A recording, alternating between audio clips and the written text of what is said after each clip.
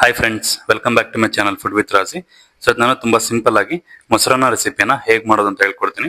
ಮೊದಲನೇದಾಗಿ ನಾನು ಪಾತ್ರೆಯಲ್ಲಿ ಸ್ವಲ್ಪ ರೈಸ್ ಅನ್ನ ತಗೊಂಡಿದ್ದೀನಿ. ನಂತರ ಅದಕ್ಕೆ ಒಗ್ಗರಣೆನ ಆಡ್ ಮಾಡ್ತಾ ಇದ್ದೀನಿ. ಒಗ್ಗರಣೆಗೆ ನಾನು ಸ್ವಲ್ಪ ಉದ್ದಿನ ಬೇಳೆ, 2 ಬೆಳಗ್ಗೆ ಮೆಣಸಿನಕಾಯಿ, ಸ್ವಲ್ಪ ಗೋಡಂಬಿ ಮತ್ತೆ ಕರ್ಬೇವಿನ ಸೊಪ್ಪನ್ನು ಬಳಸ್ತಾ ಇದ್ದೀನಿ. ದ್ರಾಕ್ಷಿ ಇಷ್ಟಪಡೋರು ದ್ರಾಕ್ಷಿ ಕೂಡ ಹಾಕೋಬಹುದು. ಸೊ ಒಗ್ಗರಣೆನ ನೀಟಾಗಿ ಗೋಲ್ಡನ್ ಬ್ರೌನ್ ಆಗೋ ರೀತಿ ಫ್ರೈ ಮಾಡ್ಕೊಳ್ಳಿ. ಸುಡೋದಕ್ಕೆ ಹೋಗ್ಬಿಡಿ. ನೀವು ನೋಡ್ತಾ ಇರ್ಬೋದು, ಈ ರೀತಿ ಎಲ್ಲ ಚೆನ್ನಾಗಿ ಫ್ರೈ ಮಾಡ್ಕೊಳ್ಳಿ.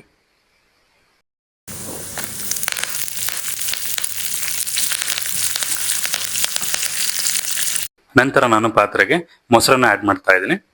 ಸೊ ನಾನು 150 ಗ್ರಾಮ್ ಮೊಸರನ್ನ ತಗೊಂಡಿದ್ದೀನಿ. ನಂತರ ನಾನು ಅರ್ಧ ಬೌಲ್ ಅಷ್ಟು ಹಾಲನ್ನು ಆಡ್ ಮಾಡ್ತಾ ಇದ್ದೀನಿ. ಸೊ ಹಾಲನ್ನ ಏನಕ್ಕೆ ಆಡ್ ಮಾಡ್ತೀವಿ ಅಂತ ಅಂದ್ರೆ ಸಾಫ್ಟ್ನೆಸ್ಗೋಸ್ಕರ. ಸೊ ಮೊಸರನ್ನ ತುಂಬಾ ಸಾಫ್ಟ್ ಆಗಿ ಬರುತ್ತೆ.